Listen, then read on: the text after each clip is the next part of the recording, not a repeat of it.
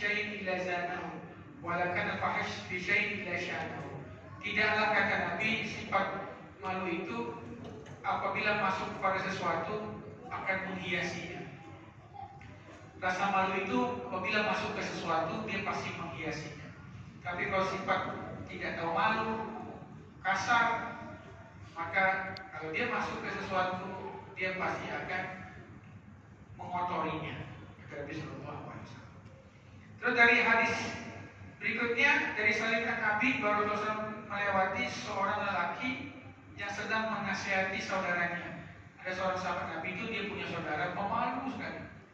Itu dimarahi sama saudaranya. Kau ini kok pemalu sekali sih? Ya malu, dimarahi gitu.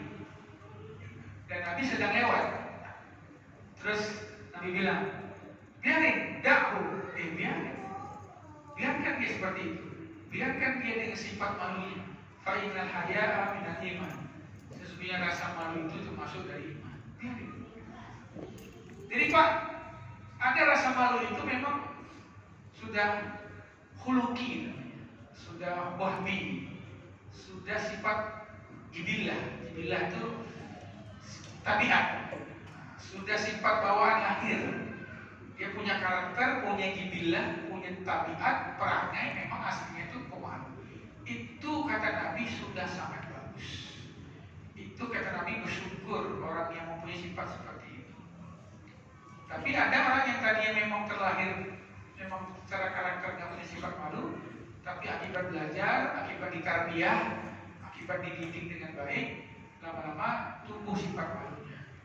Nah, kalau orang yang sudah lahir sudah punya sifat malu, enak dalam itu udah bersyukur sekali. Seperti seorang sahabat namanya Abdul Qais. Kata Nabi, dalam dirimu itu ada dua sifat yang Allah sangat suka dan aku juga suka. Apa itu ya Rasulullah? Sifat sabar dan tidak terburu-buru. Terus tanya, ya Rasulullah, apakah itu terjadi baru-baru apa sejak dulu? Sejak dulu kau punya sifat seperti itu. Dia kata, alhamdulillah, segala puji bagi Allah yang menciptakan saya dengan dua sifat ini.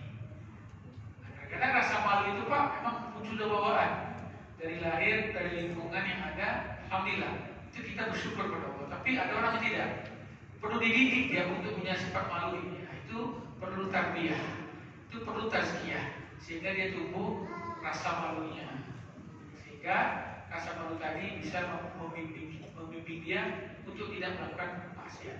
Kata Imam Ibnu Qayyim, kalau orang punya satu sifat malu aja selesai. Dia punya satu sifat ada dalam dirinya, pemalu, udah itu sudah baik juga. Dia nggak akan berani maksiat. Kalau dia punya rasa malu, dia nggak akan berani korupsi. Kalau dia ada rasa malu, dia nggak akan berani menghina orang. Kalau dia punya rasa malu, rasa malu itu luar biasa sekali, sangat-sangat penting. Dan sifat asli kita sebetulnya rasa malu. Kalau anak kecil itu kan rasa malunya sangat kuat, tapi lama-lama bisa hilang. Berikutnya dari Muhammad bin Abi Jamalah an-Attab dari Sulaiman dari Abi Salma bin Abdurrahman radhiyallahu anhu anna Aisyah, bahwa Aisyah, ini hadis panjang, itu seorang sahabat yang disebut sebagai sahabat paling pemalu, itu Sayyidina Utsman bin Affan.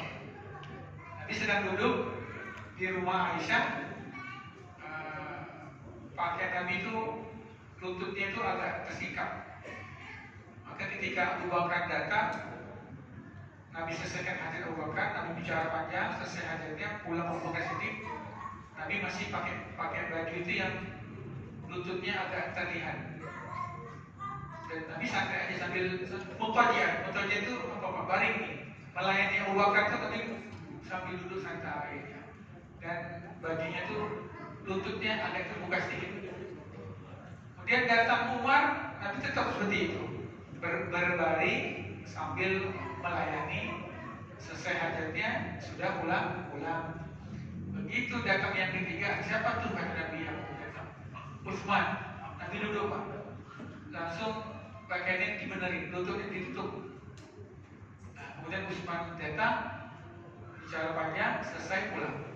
Aisyah tanya, kata Aisyah, ya Rasulullah, Ketika ayahku datang, Abu Bakar, kau tenang-tenang aja, duduk, baring, pakaianmu agak kusut, lututmu agak terbuka, pas sampai aja pelayannya, Abu Bakar tidak bicara sampai dia selesaikan hajatnya.